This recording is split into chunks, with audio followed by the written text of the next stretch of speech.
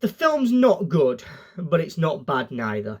It's okay. Firstly, Tiger Lily. Let's get into Tiger Lily. Fantastic casting, great representation. There were so many badass fight scenes with her. I honestly would have loved to have seen a standalone film with her because she was just such a great character in this film. And quite honestly, she was written better than Peter was. And that is an issue because if you're going to make a film about Peter Pan, you need to write the main character right because Tiger Lily was one of the best characters in this film. And she was only in it for maybe 5 minutes, 6 minutes in total. I'm not sure what her actual screen time clocked in at, but she definitely did more and felt more of a character than Peter Pan did, and it's supposed to be his film. Tinkerbell. Let's address the Tinkerbell situation in this film. Why was she in it? What was the purpose of her in this film? Because watching it, I didn't feel a purpose. She was, in the original, she's this jealous type of fairy that goes out of her way to try and get Wendy out of Peter's way and stop Peter, wanting to be with Wendy and things like that. And in this film, there was none of that. She was very accepting of Wendy. And to be honest, Tinkerbell has very little dialogue in this film. I mean, the one time you actually properly hear her speak is at the end of the film when she whispers in Wendy's ear. The rest of the time, it's all translated through Peter. Now, for me, I was like, well, where's all this substance that, she didn't feel like a character. Quite honestly, this film could have been made with Peter Pan literally having a little pouch attached to his belt that said, that were full of pixie dust, and he could have just sprinkled it on them to make them fly. There was no need for it. I mean, even in the original, all the fairies come together and they lift the ship out of the water and then they fly back to London. There was none of that in this film. It was just Tinkerbell spreading a little bit of pixie dust. And even when that did happen, you didn't actually really see Tinkerbell doing it because she'd already flown off to try and help Wendy. So yeah, that was a little bit of a downplay for me in this film.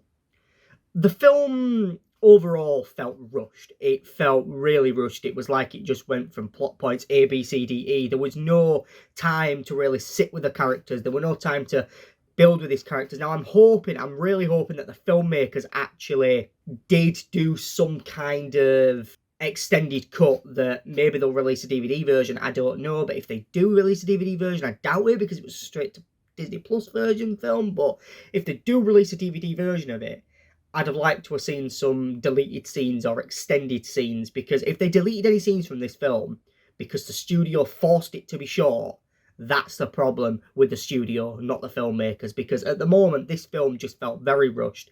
I couldn't feel the characters. The story was just, I honestly prefer the 2003 version, and I know I'm probably biased because I'm a fan of the 2003 version. That's the one I grew up watching, and I love the 1953 animated film because I also grew up watching that on repeat after repeat. But I just didn't feel it with this film. I was really hoping to go into this and see this magical world of Neverland, and, well, it was just too rushed. I just couldn't get into it. Now, the core characters in this film, like Peter Pan, Wendy, John, Michael, those characters really fell two-dimensional to me. The writers of this film didn't write those characters properly, as they didn't write Tinkerbell properly. She was totally out of character to her original version of her, and the 1953 version of her. There was just, whether they changed the look of the character, that doesn't bother me. It was the fact that she just wasn't the character she is traditionally. She's always been this traditional jealous fairy. And there was none of this, there was no character building. And even Peter, I didn't care when Peter and so, where's the emotional beat of this film? There's a scene at the end where Peter's crying. I didn't care he was crying. I was like, oh, cool, you're crying. I just didn't connect with him on a human level because, quite honestly, the writers wrote him like he was just a piece of paper. It was just so badly written, and it was just so disappointing to see Peter Pan written this way. It really was, and I feel really strongly against this film, and it's nothing to do with the look of the film or anything like that, or the casting choices. It's the writing of the film. it just feels rushed, and it just feels underwritten. These characters just have no texture to them, and that is such a down point for this film. I was really hoping it would actually exceed my expectations for what I was expecting, but unfortunately I went in this film with low expectations, and even they weren't met. There was no expansion on the wider world in this film. In the now 2003 version, in the 1953 film, there's all these mermaids that we see, and there's this jealousy between Wendy and the mermaids and Tinkerbell. You know, we see all these mermaids. We get one shot of this in that film, and it's when Wendy first enters thingy. So they hint that there's a larger world in Neverland, but they never really show it because most of the film spends its time looking at Captain Hook, and it might as well have just been a remake of the Robin Williams film Hook, quite frankly. But then we get into the sort of other side of it, and you get to the fairy side. And in the original, in the 2003 film, there is this whole thing about the fairies coming together and lifting the boat out of the water. There was none of that in this film. There was literally Tinkerbell, and so while she was a fairy, she didn't feel like a fairy. If they'd have said, oh, she's the last of her kind, then I'd have been like, okay, well, that makes sense why there's no others. But there was nothing about that. You know, in the 2003 film, there's that whole sequence where Tinkerbell dies and Peter's crying over her body, and you're begging her to come back to life. And, you know, that emotional tone is where this film should have been with Peter Pan, and it just wasn't there.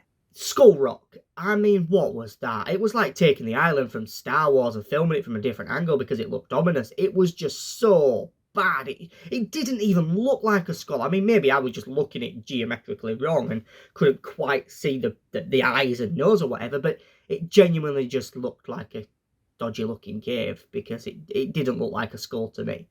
And one of the other characters in this film that's missing is TikTok. I mean, there's a few things where you can hear the tick-tock, but it's that quiet. I think only Captain Hook can actually hear it because I could barely hear it now. Albeit, I'm partially deaf in my left ear, but I had the volume on 45 watching this film. Like, I should have been able to hear TikToks, and even then it was still faint. So that's probably an editing issue or a sound issue, but it is what it is. But the film was rushed overall. Like, the whole pacing of the film was just off. It was just so fast. It was so quick. It was over when it finished. And when I watch a film, I want to end that film and be gutted that it's ended. You know, I watched Shazam! Fury of the Gods, and when it ended, I was like, really? I need to see more. Shazam was so good in this film, and I didn't feel that with this film. It felt flat. It felt like opening a 3-week-old bottle of pop that's got no gas in it anymore. And also, there were scenes missing, and I think in the 2003 film, there's the whole scene with the mermaid, and in the 1953 film, there are scenes like, for example, Tiger Lily getting captured. Now, I know the 1953 version has had some scenes edited out of it on the Disney Plus version to the original VHS and DVD release, but at the same, and I get why they've done that because of the misrepresentation in those films and then the controversial lines of dialogue. But the issue for me wasn't that. It was the fact that in the original, Tiger Lily's capture gives Peter something to do. It didn't give him anything to do in this film because that didn't happen. Tiger Lily never gets captured by the pirates. It was Peter and Wendy that got captured by the pirates, which happens anyway, but it happens so much later in the original story to what it happens in this film, and it just then meant that John and Michael didn't really have much to do either. And that's why I was a bit disappointed. I mean, I've already said there's a lack of TikTok. Like, you see TikTok once, and he comes up and they do that iconic shot where Captain Hook's sort of almost falling in the mouth of him and his legs are spread. But I didn't, in the jaws of the crocodile, but I just didn't feel the sense of urgency. There was none of this sort of ominous, like, building and tension building. Like, I wanted to see it like Jaws. You know, when in Jaws, you hear the dun as Jaws gets closer, you hear there's nothing. You know, the TikTok should have been used like that, and you couldn't hear it. There was no tension built, so that when TikTok appeared, it was like, oh, yay, TikTok. But it was in it for one scene. You know, in the original, it's when Peter fights Hook on the ship, and also Peter Pan uses a dagger in the original, which I don't get why they had a sword in this, but Even Peter Pan using a sword, it's not really an issue. It's the fact that in the original, he uses TikTok to scare Hook, and the shadows and the clocks and stuff, and that. And there was none of this because it was more about these two childhood best friends that had lost each other trying to come back together. And even at the end, it just felt empty, even though Peter came back for Hook to save him. And that, yeah, I don't know. It just felt pointless. This film was honestly more about Captain Hook than it was about Peter Pan and Wendy. And the film was called Peter Pan and Wendy. Like, I'd rather them just, if they were going to have this much Hook in it, they should have just remade Hook, because it genuinely did just have too much of Hook in it. There was barely any Peter Pan and Wendy. I actually think I saw Hook more. It wasn't just the acting, it was the writing of the character, Hook was so much better written than the core characters. How is it that the characters that are more either the villain or the side characters in the original, such as Tiger Lily, who isn't really in the animated one much, but she has a purpose for being there. But how is it that Tiger Lily and Captain Hook were written better in this film? Even Smee, and he was barely in the film, was written better in this film than the main character. It just really does a bad job of screenwriting. And I don't know if it's just because of the way they've edited the film or what, but to me, looking at the way the dialogue was written and looking at the way the characters were written, and seeing it on screen, it just wasn't there for me. It was so flat. Overall, the film wasn't good. And if you're going to watch it for the original story, but even then it doesn't do that a good justice. Don't watch it for Tinkerbell, because there's no point in her being in it. She just does nothing. She's there to sprinkle pixie dust, and that's it. The film's not good, but it's not bad neither. It's okay. And that's best I can put it. You know what? Would I watch it again? Yes, but probably not intensely. It'd probably just be on in the background, or I'd have it on while I'm doing some work or something, or to help me get inspiration of how not to write characters in a film. Would I recommend you guys to watch it? Depends why you want to watch it. If you want to watch it for Peter Pan, sure. If you want to watch it for Tinkerbell, no, there's no point. I know people that love Tinkerbell, and if they watch this film and they're happy with it, they don't like Tinkerbell. Like, they do not know Tinkerbell. I'm not happy with this film. Overall, the 2003 film and the 1953 film, despite its controversial scenes, is so much better. So overall, out of 5, I'm going to have to give this film like a 2 out of 5, because it just falls flat.